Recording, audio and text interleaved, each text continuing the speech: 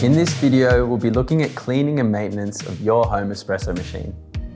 A major difference between a home user and a professional cafe is the cleaning side of things. When you've invested money on a home coffee machine to produce great tasting third wave specialty coffee, the last thing you want is for the machine to become faulty due to not cleaning it properly. There are two main reasons for this. The first is that making coffee on a clean machine will lead to a nicer tasting cup of coffee. My mantra is a clean machine equals a clean coffee. The second reason is that a clean machine will improve the longevity of your coffee machine. Your coffee machine has many moving parts, and you want to keep them free from stale grinds and calcified milk as possible. In this video, I'll be covering the four main areas, two around cleaning and two around maintenance that you need to regularly address in your home espresso machine. The first part we'll be covering is how to clean your group head. We achieve this by doing two things, purging and performing a back flush. This is essential because a lot of residual coffee and grounds build up in the group head. If these linger around, they'll really affect the taste of your coffee and can cause issues with the machine. Purging means you run water through it before and after every shot. You should also back flush your machine regularly. You can do this by using the blind filter. It's the circular rubber piece that pops into the portafilter like this. Insert the portafilter into the group head and run a shot. This is designed to make the machine pressure on like it's brewing a shot. And this will flush all the water and residual grinds through the machine into the drip tray, cleaning the group head and the internal pipes. Note that if you have a Bambino, this process isn't required as the cleaning is all inclusive in the one process. The second part we're covering is focused on the steam wand, and this will be purging, wiping, and giving a deeper clean of the tip. Your machine is designed to expel extremely hot steam at high pressure from the tip of your wand in order to produce sufficient microfoam. Purge prior to use. Do this by opening your steam wand to clear out any condensation or water and milk buildup in your machine before you start to texture. Then immediately after texturing, you should wipe the steam wand with a clean, damp cloth and purge again, just like your local cafe does it. For good hygiene, it's really important to have a dedicated cloth for your steam wand and a separate cloth to wipe the machine and the bench. It doesn't take long for milk to dry and calcify onto your hot wand.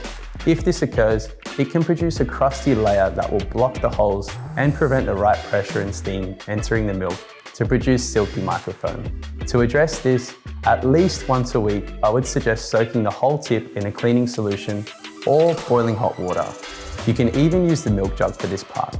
To clean the wand tip further, remove the tip from the end and using the cleaning tool provided, poke the holes that might start to get blocked with crusty milk. A good motto for cleaning the steam wand is to soak, then poke. Now, if you have one of our automatic milk texturing machines, returning the steam wand to the home position after wiping will prompt an auto purge function. To summarize, you only get the best and consistent milk texture to produce beautiful latte art when you keep the steam wand clean. Part 3 and my first maintenance tip involves the water filter. We have two types of filters in our machines that vary depending on the model. One, a Clarisfis filter, and two, a charcoal filter. It makes sense that the cleaner your water, the cleaner your coffee.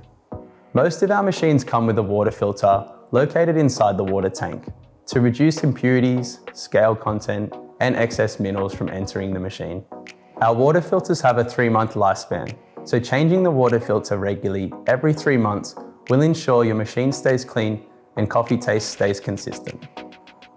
Depending on the hardness of the water that is being used in the machine, you may need to replace your filter on a more regular basis to avoid frequently descaling. The fourth and last part that we're covering today is descaling. Now you probably know about descaling your kettle. Your coffee machine is no different. Over time, mineral deposits and scale build up on the machine's boilers and internal water paths. The length of time depends on the hardness of the water in your area. The harder the water, the quicker the scale will build up.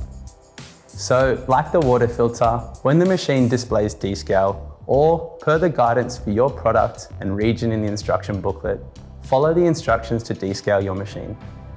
It keeps everything clean and running smoothly. If you don't descale the machine, it may eventually clog up and stop working, so best to do this when prompted. As a rule for cleaning of domestic machines in home, where say 2 to 5 cups of coffee are made a day, some things should be cleaned every week, like the portafilter, the steam wand, group head and drip tray. Others we recommend cleaning every 2 to 3 weeks, like your grinder and your water tank.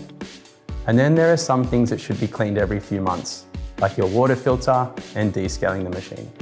You can remove the hopper of your grinder and using your cleaning brush to remove any excess grinds, or even using a vacuum for a thorough clean. This will ensure you don't get stale beans and ground coffee building up. Ultimately, you should always have in the back of your mind that a clean machine equals clean coffee.